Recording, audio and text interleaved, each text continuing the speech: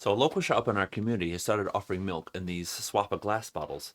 It's a pretty cool system.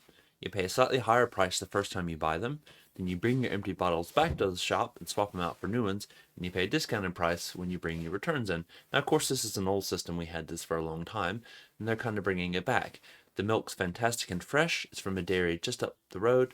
We're not throwing away single-use plastics. It's really a win all around. However, there are a few challenges that come along with managing these bottles.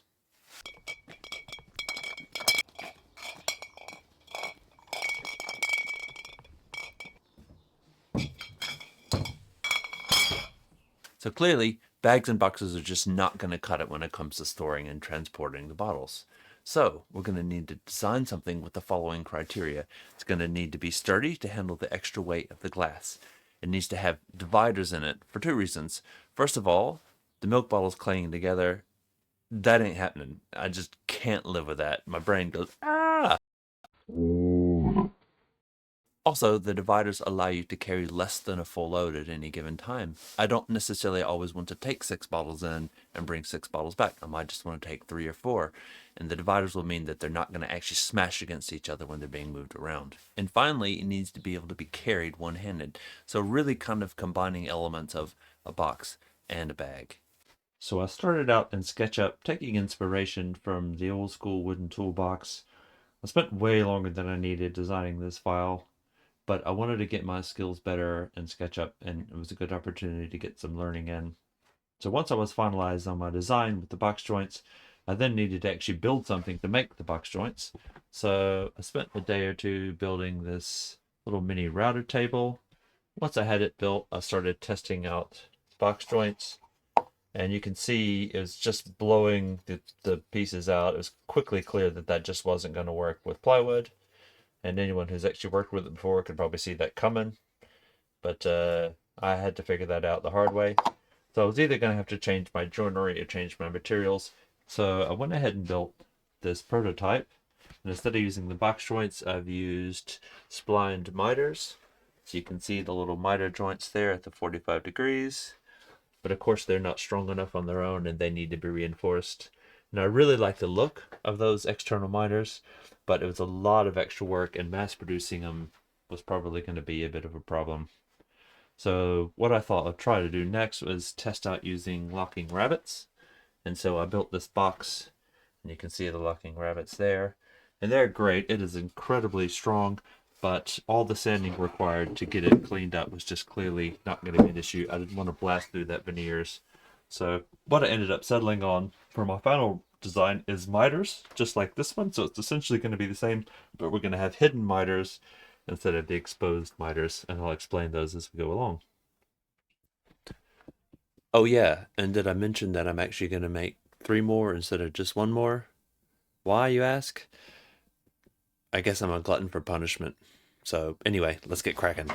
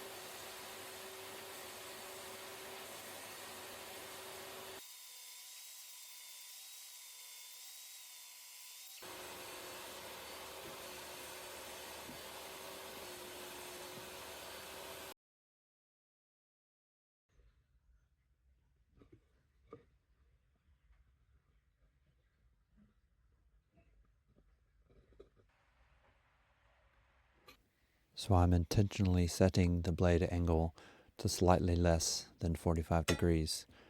It's a bit of a trick which allows any gap, if there is one, to be on the inside, not the outside of the miters, so that they close properly.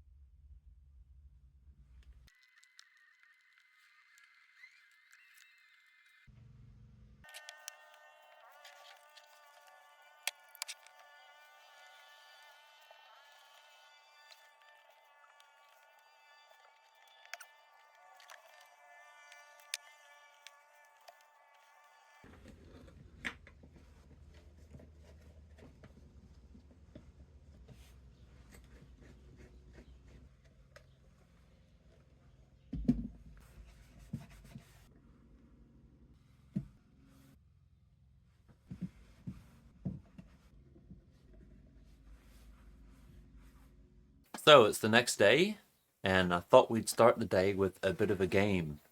It's called Spot the Difference. It's not a very good game because the difference is pretty obvious. I cost myself time by forgetting to put in the grooves for the dividers. So it may not be a big deal. I'm going to go ahead and cut the dividers anyway, and we'll slot them in and we'll see if they hold themselves well enough.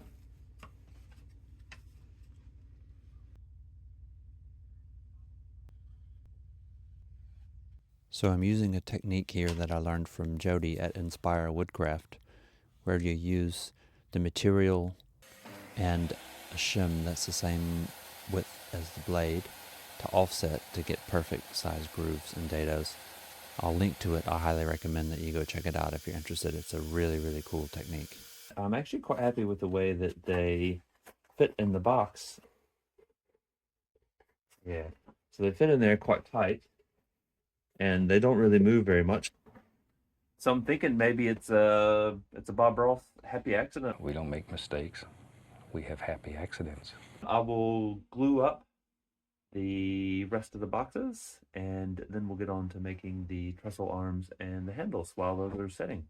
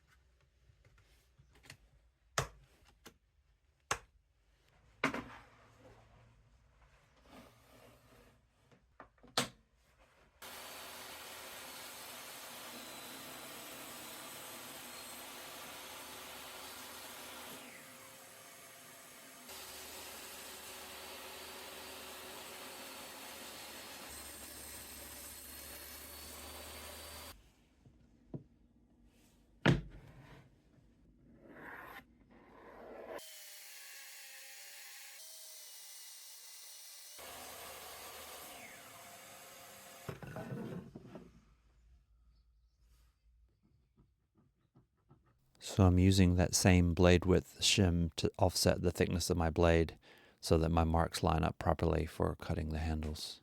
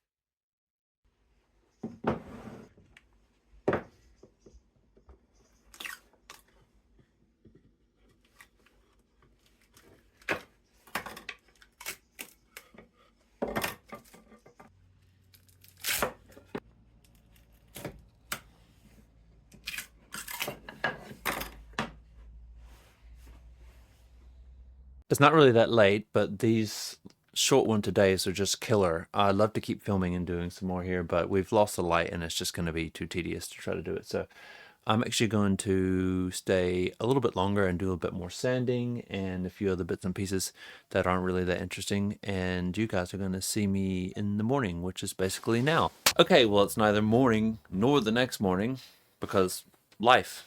Anyway, I did manage to get most of the sanding that I needed to get done. I've got to do a little bit more planing on the last set of arms, and then we'll be ready for glue up. So let's go.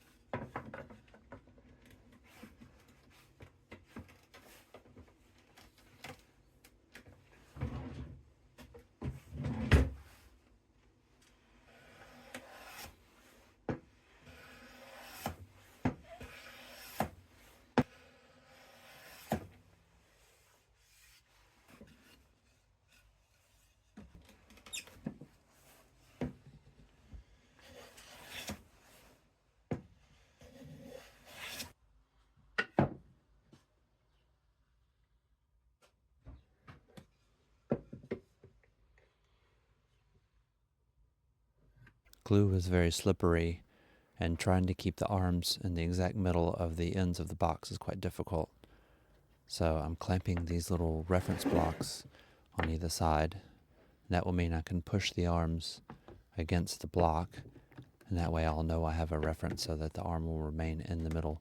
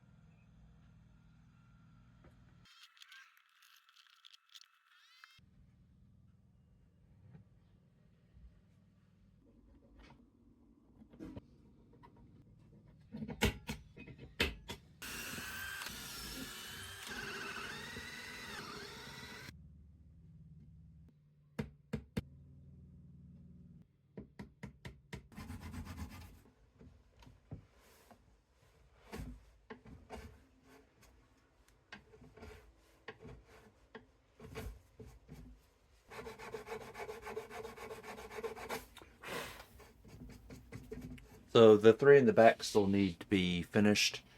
This one I did with one layer of water-based poly on the plywood and the handle, and then I did Danish oil on the arms, and I quite like that. I'll probably do the same on at least one or two other ones, and I may do one just with all clear coat as well too, because it was a lot of extra work to mask off twice. But also, I guess I never addressed why I was making four. I always wanted two. I wanted to have one in the van and one at the house, and then I can swap them out as needed. And I also kind of like the challenge of making something over and over. It was a technique I learned with bread making, and I made the same recipe for 2 years in a row, I think, about 2 or 3 times a week, and I learned so much about just making that same thing over and over. Obviously, this isn't as intensive as that, but I really did. I mean, my woodworking has improved significantly after doing this project. So all that's left to do then is to give my friend Sean at Van Equip a quick shout out for giving me all the offcuts of birch plywood, what I was able to make this project with. And now we need to go get some milk because I feel like a smoothie.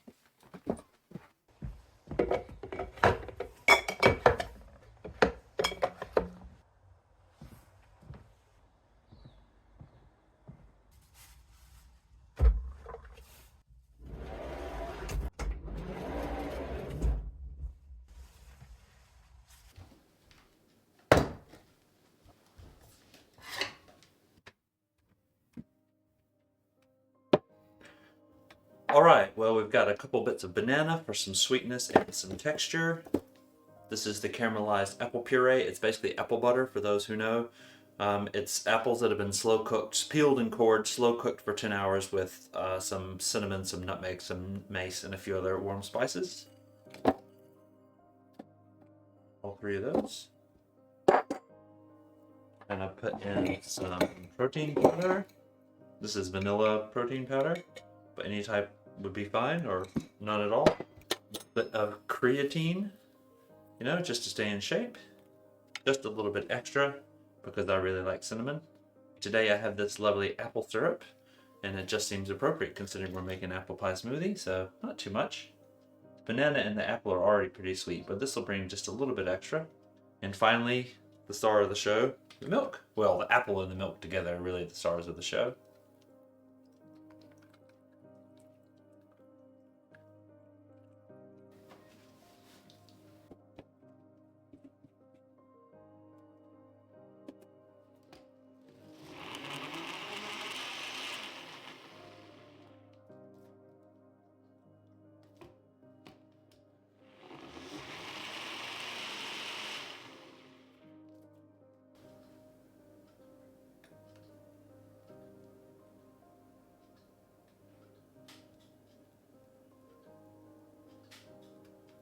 Okay, let's give it a taste.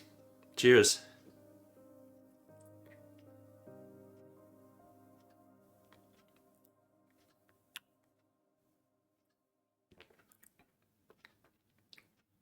Delicious.